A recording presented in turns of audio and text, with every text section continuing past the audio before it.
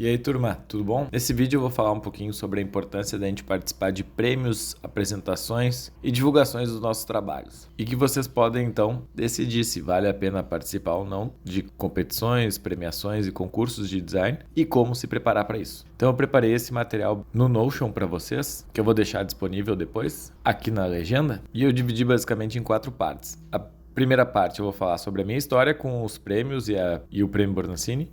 Depois eu consegui uma entrevista muito legal com a Roberta Simões, da Pitching. Eu também consegui conversar com o Felipe Bá, do Estúdio Bá. E por último eu vou dar 5 dicas úteis para vocês aplicarem nos trabalhos de vocês quando estiverem participando de premiações. É claro que aqui não tem nenhuma regra, é só boas práticas e algumas informações que eu acredito que possam ajudar vocês na hora de construir um portfólio. Mas também filtrem essas informações para aquilo que vocês acham que é importante. Mas falando de Bornacini, essa aqui é uma fotinho minha no primeiro concurso que eu participei, que foi o Bornacini de 2010, eu acho. E esse aqui é o meu grupo que a gente participou com o projeto. E pela cara, né, dá pra ver que a gente não ganhou nada. 2 anos depois, em 2012, época que eu me formei, participei novamente do Prêmio Bornacini. E foi muito bacana que no Bornacini de 2012, eu enviei 5 trabalhos e eu venci os 5 trabalhos. E destaque acadêmico. E foi muito bacana pra mim porque eu tava quase me formando. E aqui algumas fotinhos da participação lá, eu com bastante cabelo e bem magrinho, bem jovem. E é legal de ver, né, que aqui, por exemplo, era toda a minha turma da graduação, todos os meus colegas que participavam. Então a gente se envolvia como grupo, assim, como universidade mesmo. Todo mundo curtia muito participar disso. E depois, quando eu virei professor, eu acompanho o Bornacini até hoje, mas hoje em dia eu vou mais para prestigiar meus alunos que participam também. Mas para que esse vídeo não ficasse só uma fala minha explicando ou dizendo coisas que eu já digo em sala de aula, eu resolvi pesquisar e entrevistar 2 pessoas importantes dentro desse universo de apresentações, de premiações. E a primeira é a Rafaela Simões. No link, eu vou deixar aqui então quem é ela, o LinkedIn dela e o site dela, né? Que ela tem uma empresa chamada Pitching, onde ela dá mentorias, orientações para pessoas que querem ter uma oratória adequada e ajudar a pessoa a vender a ideia. E foi bem bacana a entrevista. Vocês podem conferir alguns insights que eu peguei junto com ela. Vamos ver o vídeo aqui. Quando você vai fazer uma apresentação, para que você seja claro com a outra pessoa, para que aquela informação fique clara para outra pessoa, você tem que entender, falar a língua daquela pessoa. Então, imagina que você fala português, chega uma pessoa falando espanhol, você não fala espanhol, vocês não vão se comunicar. Quando você vai fazer uma apresentação,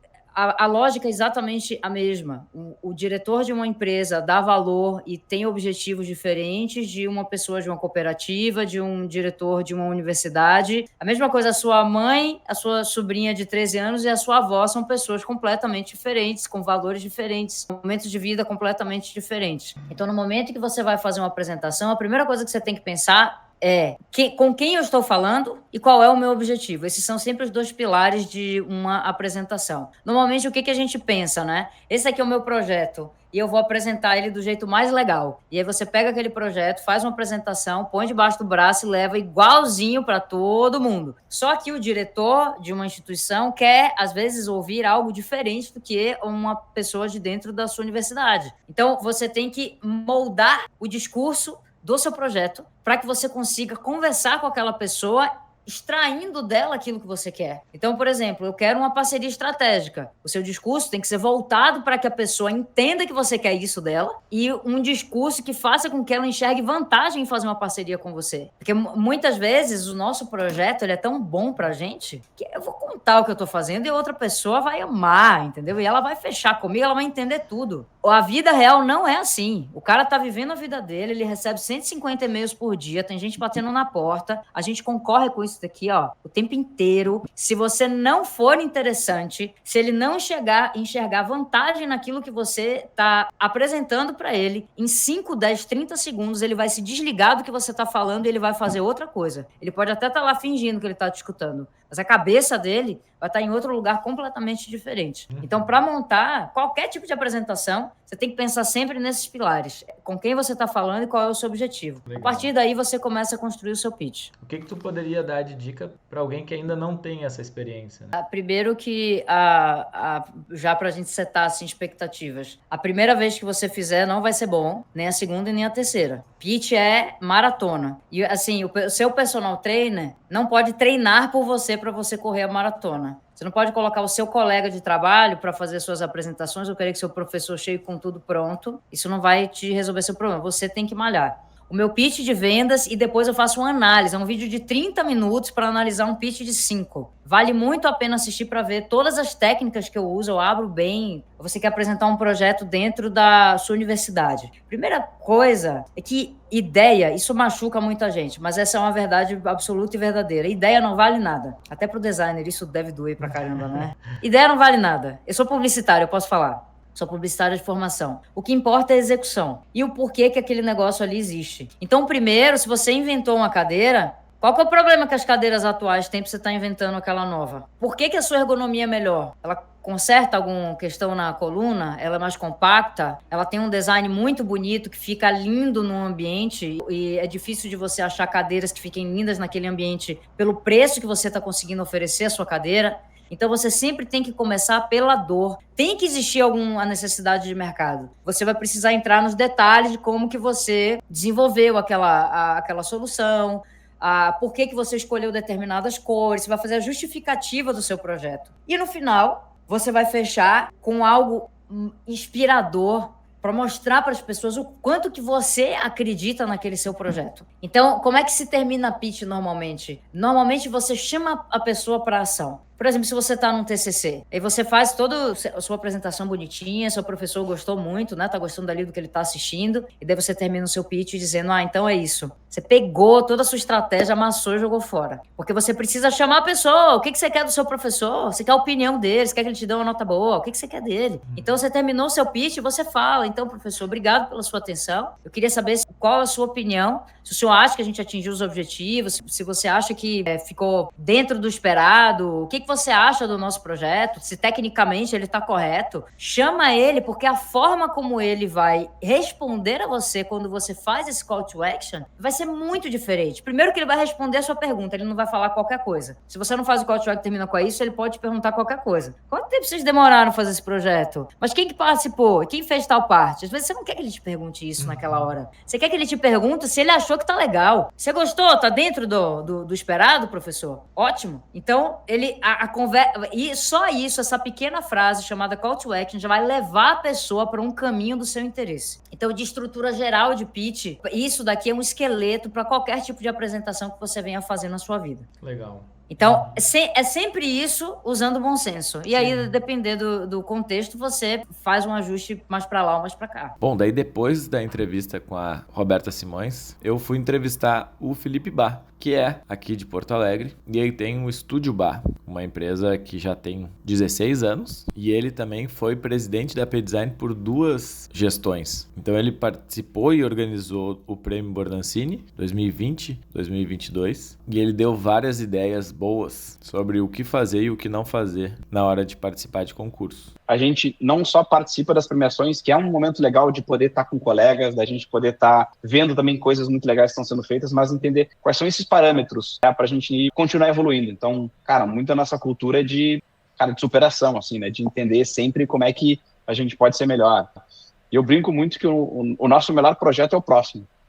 Então, nesse parâmetro, assim, a gente gosta muito das premiações e não só do Bordancini, mas de estar participando de diferentes premiações em nível nacional quanto internacional para entender, cara, estamos aqui, podemos chegar mais ali, né? Podemos dar um passo ainda de aumentar o nível, seja da ideia em si, mas da execução também, né? Então, uma coisa que é super importante, assim, falando um pouco em nível de premiações, cara, bons projetos é a base, a essência para te, de fato, inscrever. Mas a maneira como a gente prepara e monta esse storytelling é fundamental, né? Para quem está do outro lado, o jurado, conseguir compreender, né, às vezes, no pouco tempo que ele tem para jogar diferentes projetos, como a gente consegue fazer uma síntese muito boa, né? Então, parte dessa questão de preparar cases para uma premiação Projetos que eles tenham um caráter de criatividade, de relevância, né, de um processo bem construído, então, tanto no nível profissional quanto também no nível acadêmico, mas como eu, de alguma maneira, consigo sintetizar, né, aquele case para que, às vezes, em poucas palavras, em poucas telas, né, eu consiga, pelo menos, prender o jurado para ele, opa, isso aqui tem um ponto interessante para eu saber um pouquinho mais. E aí eu trago um aspecto tanto de quem participa de premiações vamos estar uma década que a gente já basicamente começou a participar de premiações, né? Mas também como alguém que participa como jurado há pelo menos uns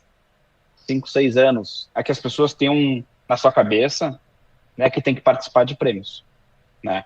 Então, cara, participa, né?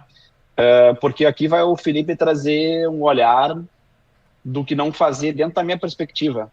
Mas a melhor maneira da gente entender como evoluir, né, e evoluir a forma de montar um case, essas narrativas, ou os próprios projetos em si, né, é participando. Eu vou trazer uma teoria aqui, a teoria cada um pode interpretar de uma maneira, mas a partir do momento que a gente coloca na nossa cabeça que eu tenho que participar, né, sempre querendo ganhar, acho que ninguém, né, aquele negócio de entrar para participar, não é um negócio, aquele, pelo menos para mim, né, aquele negócio de competição, não, vou fazer o meu melhor para aquele projeto ser vencedor. Às vezes ele não vai ser. Hoje as premiações, cada vez mais, elas têm um universo de maneiras de tu contar esse case. Então, tu vai lá, as premissas principais vão ser o quê? Tu vai lá subir 5, 6, 10 telas para contar aquele case, né? Normalmente essas telas, elas têm que ser aquelas telas para te entender a narrativa do projeto, né? Em síntese. Não são telas de texto. Não é um PDF com toda uma questão teórica e mostra, sabe, aquela coisa um pouco mais morosa. Daí é muito talvez um experimento para a gente, como a gente sintetiza as melhores fases do nosso projeto. Desde a problemática, né, qual é o contexto que teria, daí pode ser com mood boards, pode ser com palavras-chave, como é que eu mostro assim, cara, esse onde é que eu saí, e depois no final vou mostrar onde é que eu cheguei. Então, ao longo desse processo, é legal mostrar sketches, é legal mostrar o quanto que teve um trabalho, mas não é trazendo uma tela com um monte de texto, né? É talvez mostrar, sketches, é mostrar interações de grupo, por exemplo, né? Falando questão do estudante, aqui a gente fez esse grupo, a gente fez um mock-up, né? Mostrando um pouco do processo, porque isso de fato mostra o quanto eu me dediquei do trabalho. E quando a gente avalia no nível de graduação, é isso que a gente vai estar olhando também, né? Porque, de novo, cara, mock-up bonito, né? Tem vários, tem um monte. Mas como é que, de fato, eu mostro um pouco aquela narrativa? Então, o que não fazer é não conseguir sintetizar bem o que eu quero falar. E, de novo, usar os recursos que tiver para mostrar. Então, tem as telas, normalmente alguns pelo menos o Borancini, pode subir um PDF, né, com alguma coisa um pouco mais detalhada, ali sim tu consegue botar aquela parte mais teórica assim, do projeto, tá ali. As premiações, elas têm os campos ali para te contar um pouco dos objetivos do projeto, como é que chegou na solução. Então, pensar na questão do texto ali, para ajudar quem está olhando aquelas imagens a descobrir um pouco mais o que está querendo dizer nelas. Então, é muito uma coisa complementar, não é só tela, botar a cara a tapa, assim, mostrar o processo, errar durante essa caminhada, essa jornada, porque vai acontecer. Então, quem não tem um pouco isso na sua cabeça de experimentar e errar, talvez nunca consiga chegar naquelas ambições ou evoluções que a gente que projeta, né? Então, tem que ir, cara. Então, mais do que participar, e claro, capricho, cuidado, né? Eu acho que de alguma maneira tentar construir essa narrativa, dar o seu melhor para que as pessoas, para quem está do outro lado, se conecte com aquilo ali. E para finalizar esse vídeo, eu trago 5 dicas úteis para vocês fazerem um checklist e ver se o trabalho de vocês tem esses elementos na hora de participar de um concurso. Número 1, organize o projeto para o prêmio. Muitos estudantes acabam fazendo só um Behance e só colocam numa prancha de apresentação para o concurso. Mas eu acho que não se deve fazer isso. Por quê? Porque a gente quer ver algo que foi feito com cuidado, né? Que foi feito respeitando a categoria da premiação, respeitando dos jurados. Então, quanto mais vocês fizerem voltado para o concurso e para a prancha de apresentação do concurso, melhor. Eu trouxe aqui um exemplo de uma prancha que eu enviei lá em 2012, quando eu participei do Bornacini, ainda como estudante. Mas nessa época eu já fazia todo o layout da prancha pensando na apresentação. Eu recomendo que vocês refaçam todos os renders, refaçam as imagens e pensem nelas especificamente para o concurso que vocês estão participando. O segundo item que eu considero muito importante é mostre o processo. Ao invés de só mostrar o resultado final impactante, mostrem o processo com fotos do grupo, com fotos dos estudantes trabalhando. Eu trouxe um exemplo aqui que é do Diego Carneiro, que é um cara que eu descobri recentemente na internet e eu vi essa imagem aqui num dos posts dele na apresentação do portfólio dele. Parece bem interessante, né? Uma imagem feita com lettering, mas poderia ser um adesivo vinílico. Mas quando a gente começa a ver mais de perto, cada traço, cada letra que ele desenvolveu, e principalmente depois que ele mostra que ele produziu ele mesmo, ele fez o lettering na parede, isso aqui muda completamente o jogo, né? A admiração pelo trabalho, quando a gente volta aqui para ver os tipos de fonte ele fez manualmente com uma qualidade extrema, isso com certeza muda a nossa percepção sobre o que foi feito. Outra questão bem importante, quanto mais verdadeiro, melhor. Eu vou mostrar para vocês um trabalho que a gente fez lá em 2015. Meu aluno Alberto, ele queria participar do concurso da Tokstok. E a gente foi na premiação, que foi em São Paulo, e foi bem legal. E no final, ele venceu. Era uma premiação muito legal, porque dava R$15 mil para o vencedor e R$3 mil em produtos para o professor orientador. Foram passando os finalistas nos slides e eu fui vendo assim, esse aí não foi em escala real, esse aí não é um protótipo que o cara conseguiu tirar foto. Não tem uma foto da pessoa utilizando esse protótipo.